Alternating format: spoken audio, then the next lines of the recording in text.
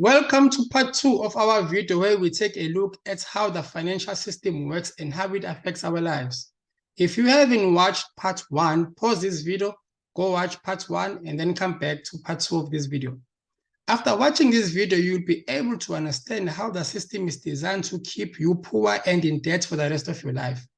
It will be clear to you that depending on your employment salary alone is not the best course to take if you aspire to attain financial freedom one day. In part 1, we saw how our government borrows trillions and trillions of rands from the South African Reserve Bank, with the major corporate banks acting as the middlemen. We saw how this debt, which becomes our national debt that we as citizens have to pay back, is created out of thin air by the Reserve Bank. We also saw how the government uses this money, or should I say currency, for various projects and payment of salaries to its employees. And this is where we pick up with part 2. We track the paycheck of one government employee as it is deposited in the bank. Now, when this government employee deposits his money or paycheck in the bank does what is called fractional reserve banking or lending, which is just a fancy name for printing or creating money out of thin air. Fractional reserve lending allows banks to retain a certain fraction of a depositor's money whilst they lend out the rest of the deposited money to other people, or virtually do anything else they want with your money, without your permission, may I add. In this example, we will use a 10% fractional reserve scenario, which means that the banks are only obligated to keep 10% of the depositor's money in the account and then be able to lend out the rest of the 90%.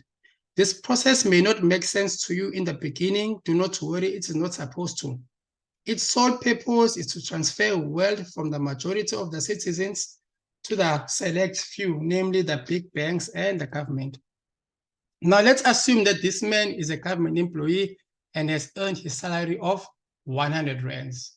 He then deposits his salary of 100 rands in the bank. Under 10% fractional reserve lending, the bank only keeps 10 rands of the depositor's money in his account, whilst lending out the rest of the 90 rands to this man over here. The bank then credits the depositor's account with 90 rands worth of IOU certificates, so that the depositor's account still reflects 100 rands, even though only 10 rands of the original deposit still remains. These certificates simply say the bank owes this man 90 rands, but these days, the number is just typed digitally on a computer and appears as a credit of 90 rands in the depositor's account. The 90 rand credit is the new currency created out of thin air. Therefore, there is now the original 100 rands plus the 90 rands that has just been created out of thin air, which makes the total currency in the system to expand to 190 rands. Okay, this guy then takes the 90 rands he borrowed and buys cookies at a bakery. In turn, the bakery deposits the 90 rands it has earned in the bank. Again, the bank keeps only 10% of the deposit, which is 9 rands, and lends out the rest of the money, which is 81 rands, to this beautiful lady over here. But as before, the bakery's account is then credited with 81 rands from thin air. So the account will still reflect 90 rands. 81 rands worth of new currency has now been created.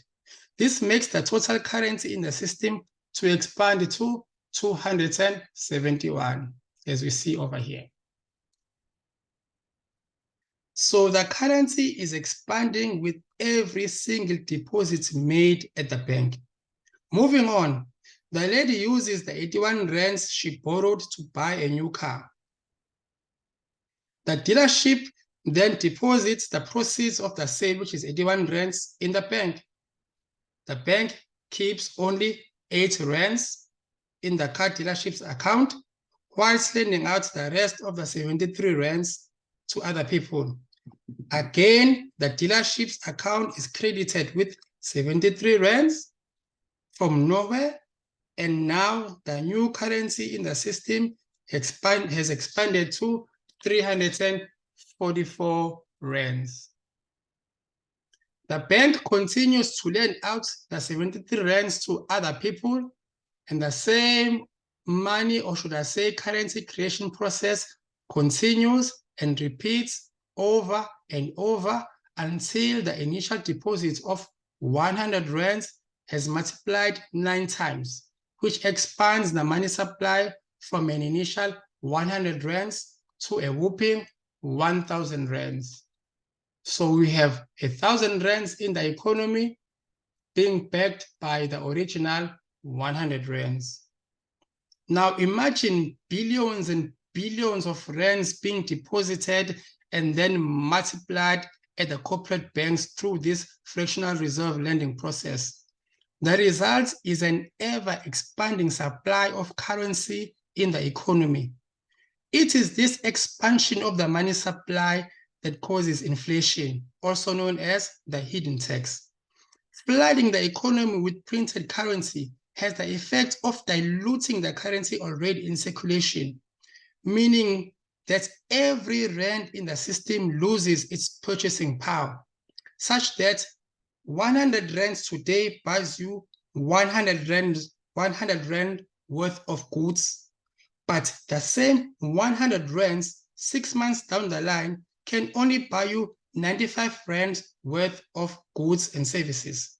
So your 100 rands has lost 5 rands worth of purchasing power.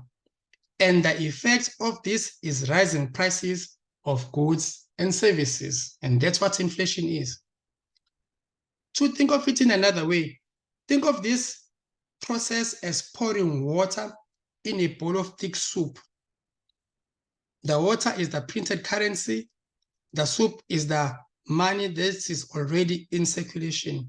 The more water you pour, the more dilute the soup gets, and therefore the more strength the soup will lose. So the whole system is based on debt and causes inflation by nature. In other words, it is constantly taking money from you and transferring it to the big banks and the government. So people who depend on their salaries alone are getting poorer and poorer day by day, year on year. That is why most people cannot afford to retire, and they keep working well beyond their retirement age. And even after that, they still die poor. This is why I say becoming an investor is compulsory if you want to live the life of your dreams. You have to invest your money in assets that increase in value faster than the rate of inflation. In this way, you will be able to accumulate and build wealth over time.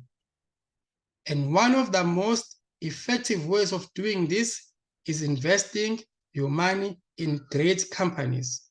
And that is why I am here. That is why Mntom'nyama is here, to teach you and to mentor you so that you can do this effectively, so that at the end of the day, you do not become the victim of the system.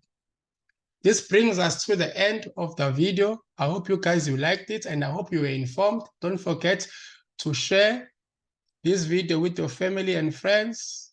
Don't forget also to subscribe and like the various channels that we are on. I will see you guys on the next video.